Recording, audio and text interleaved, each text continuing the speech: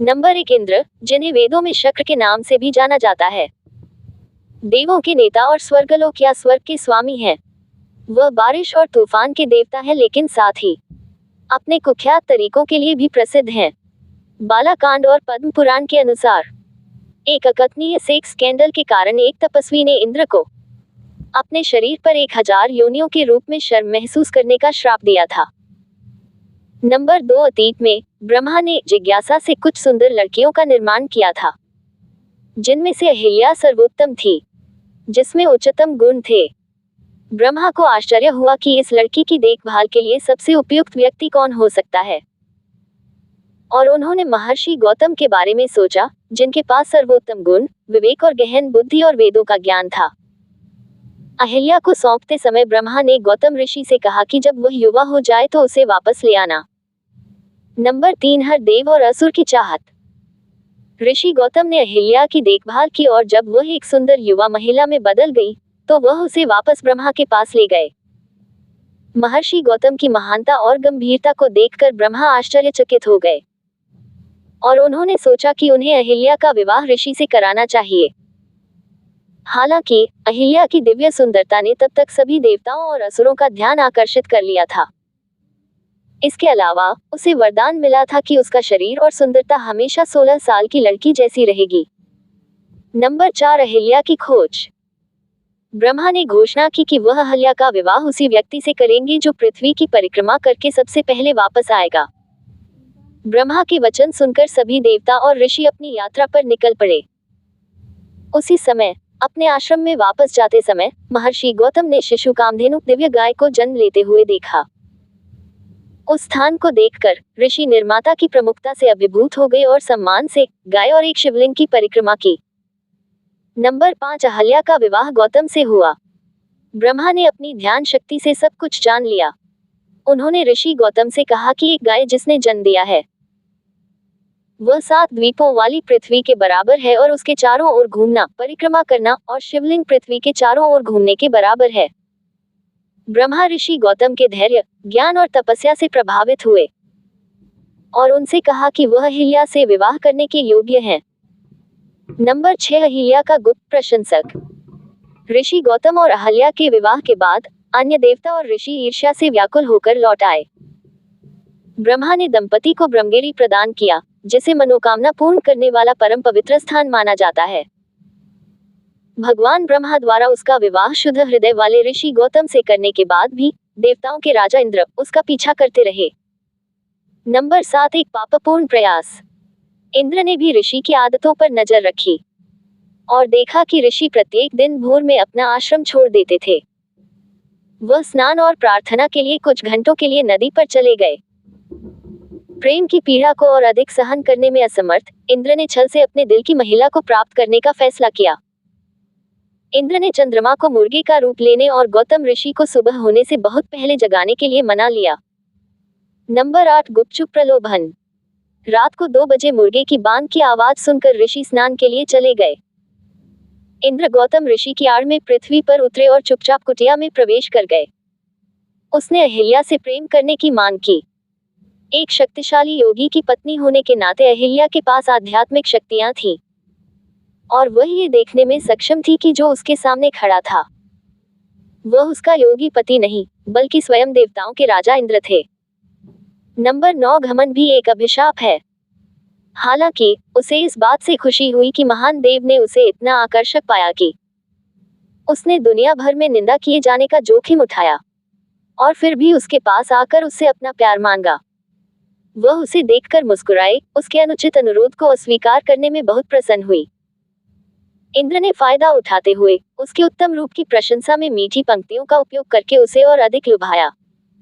उसने हार मान ली और दोनों ने पाप किया। रोमांटिक परिणति के इस कार्य के निष्पादित होने के बाद हालांकि अहिल्या को होश आ गया और उसने इंद्र को तुरंत चले जाने के लिए कहा। नंबर 10 ऋषि का क्रोध। अपनी वासना पूरी होने के बाद इंद्र, जो अब ऋषि गौतम के क्रोध से वास्तव में भयभीत थे, बाहर निकलने के लिए जल्दी कर रहे थे। लेकिन ऋषि तभी आ गए। उनके वस्त्र अभी भी उनके स्नान से गीले थे। उसने उन पर एक नजर डाली और जो कुछ हुआ था उसे महसूस किया। जैसा कि अपेक्षित था, ऋषि के चेहरे पर क्रोध फूट पड़ा और उन्होंने तुरंत अपनी पत्नी चंद्रमा और इंद्र को श्राप दे दिया। यही कारण है कि चंद्रमा पाप में निभाई गई भूमिका के दंड के रूप में धब्बे रखता है। नंबर 11 अभिशाप। तब ऋषि ने अपनी पत्नी की निंदा की। तुम्हें धिक्कार है अहिल्या, तुम्हारे घमंड ने तुम्हें इतनी गंभीर गलती करने के लिए प्रेरित किया। तुम अपना वह रूप खो दो जिस पर तुम इतना गर्व करती हो और केवल हवा पर जीवित रहो। इस तरह से जीवित रहकर तुम दुनिया के लिए अदृश्य हो जाओ, किसी भी योग्य न रहो, आने वाले युगों के लिए एक सामान्य चट्टान से भी अधिक महत्व। जब तक विष्णु स्वयं इस आश्रम में कदम रखने का निर्णय नहीं लेते, तब तक आपको मुक्ति नहीं मिल सकती। नंबर 12 इंद्र, सहस्त्रयोनि वाले देवता। फिर वह इंद्र की ओर मुड़े जिसने अभी भी भागने की उम्मीद नहीं छोड़ी थी और चुपचाप चले जा रहे थे। तुम कहाँ जाते हो बेशर्म भगवान? ऋषि ने मांग की। अपने रास्ते पर रुके, प्रतीक्षा करें कि मैं आपको वह दे दूं जो आप सबसे ऊपर चाहते हैं। आपका शरीर, जिसकी ताकत आपकी निर्लजता का कारण है, उसे उस चीज से ढक दे जिसे आप चाहते हैं, और इसके अलावा आप वह खो दें जिसकी आपको आवश्यकता है। इसके साथ एकजुट होना।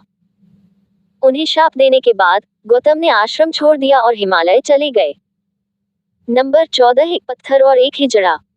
अहिल्या को पत्थर में तब्दील कर दिया गया और इंद्र को एक नपुंसक बना दिया गया जिसके शरीर पर हजारों योनियां थीं।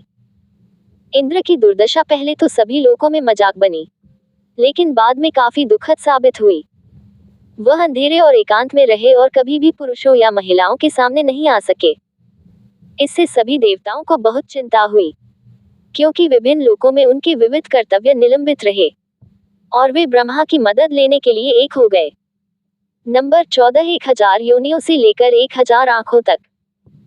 ब्रह्मा ने इंद्र को कठोर तपस्या करने का आदेश दिया, जिससे उन्होंने शिव की कृपा प्राप्त की। उसके पूरे शरीर पर निशान आंखों में बदल गए। तभी से उन्हें 1000 आंखों वाला देवता माना जाने लगा। नंबर 15 भगवान राम ने अहिल्या को मुक्त कराया। इस बीच अहिल्या ने गंभीर पश्चाताप में वर्षों बिताए। हवा के अलावा कुछ भी नहीं खाया।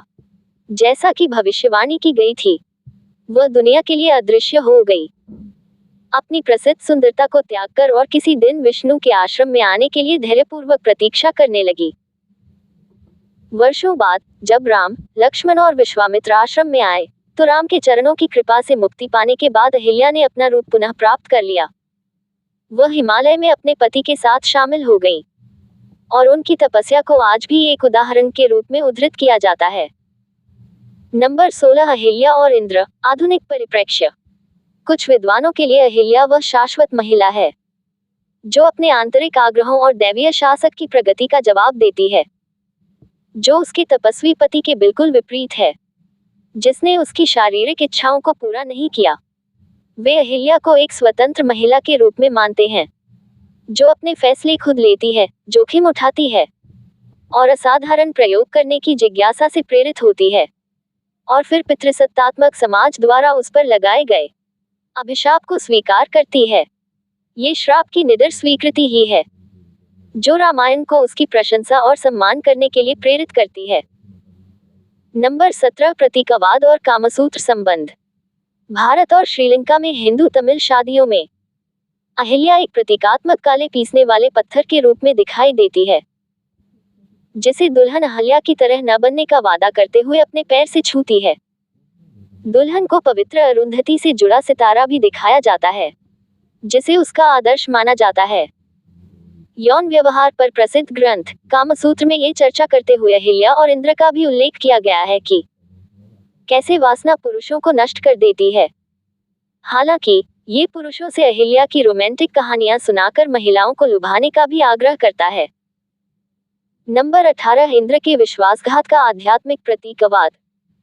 कुछ लोगों का ये भी मानना है कि इंद्र और अहिल्या की मुठभेड़ को शाब्दिक अर्थ में नहीं लिया जाना चाहिए। इंद्र हमारी 5 इंद्रियों और हमारे मन का प्रतिनिधित्व करता है। यहाँ व्यभिचार का तात्पर्य यह है कि मन और हमारी इंद्रियों ने अहिल्या को अपने वश में कर लिया। जब आपकी चेतना की बजाय आपका दिमाग आपको चलाता है तो भौतिक इच्छाएं आपको कभी भी परेशान कर सकती हैं। एक बार जब हमारी आध्यात्मिक शक्ति कमजोर हो जाती है, तो किसी भी साधक को भौतिक सुखों का आकर्षण आध्यात्मिक आनंद से अधिक महसूस होगा। इस प्रकार ऋषि गौतम ने अहिल्या को और अधिक तपस्या करने की सलाह दी और हिमालय में आश्रम के लिए चले गए। नंबर 19 इंद्र के विश्वासघात का आध्यात्मिक प्रतीकवाद। उसके पत्थर बन जाने की प्रतीकात्मक कहानी का तात्पर्य यह है कि उसने सभी इंद्रियों को अपने अंदर इस तरह समाहित कर लिया कि वह पत्थर की तरह जड़ हो गई। भौतिकवादी मन सदैव प्रतिक्रिया करता है, जबकि स्थिर मन देखता रहता है। साधक अपनी सभी इंद्रियों को वश में कर लेता है। तब कोई ये देख सकता है कि मन आपको वह सब विश्वास दिलाने के लिए किस प्रकार चाले चलता है जो वह चाहता है। अहिल्या ये साधना काफी समय से कर रही थी। जब राम उससे मिलने आते हैं तो उसे एहसास होता है कि उसकी तपस्या पूरी हो गई है। नंबर 20 क्या बाली और सुग्रीव एक ही कांड से पैदा हुए थे? रामायण के थाई संस्करण में रामकेन, वाली और सुग्रीव को अहिल्या के इंद्र और सूर्य के साथ संबंध से हुई संतानों के रूप में वर्णित किया गया है। हालांकि अहिल्या शुरू में उन्हें गौतम के पुत्रों के रूप में छोड़ देती है। गौतम द्वारा उसकी बेटी अंजनी अपने पिता को अपनी मां का रहस्य बताती है। वह भाइयों को भगा देता है और उन्हें बंदर बनने का श्राप दे देता है। क्रोधित होकर अहिल्या ने अंजनी को भी वानर को जन्म देने का श्राप दे दिया। अंजनी वानर देवता हनुमान को धारण करती हैं। इसी तरह की कहानियां अन्य रूपांतरणों में भी पाई जाती हैं। नंबर 21 अहिल्या तीर्थ। कहा जाता है कि जिस स्थान पर अहिल्या ने तपस्या की थी और उन्हें मुक्ति मिली थी, उसे शास्त्रों में अहिल्या तीर्थ नामक एक पवित्र स्थान के रूप में मनाया जाता है। हालांकि अहिल्या तीर्थ का स्थान विवादित है। कुछ ग्रंथों के अनुसार यह गोदावरी नदी पर है तो कुछ के अनुसार इसे नर्मदा नदी पर बताया गया है। नंबर 22 अहिल्या स्थान मंदिर। उसी जिले में अहिल्या ग्राम अहिल्या का गांव में अहिल्या स्थान मंदिर अहिल्या को समर्पित है। जो लोग महिलाओं को आकर्षित करना चाहते हैं और प्रेम देवता कामदेव की तरह सुंदर बनना चाहते हैं, उनके लिए मत्स्य पुराण और कूर्म पुराण में अहिल्या तीर्थ में अहिल्या की पूजा करने का विधान है। ये हिंदू महीने चैत्र में कामदेव के दिन किया जाना है। ग्रंथों के अनुसार जो तीर्थ में स्नान करता है वह दिव्य अप्सराओं के साथ आनंद का आनंद लेता है।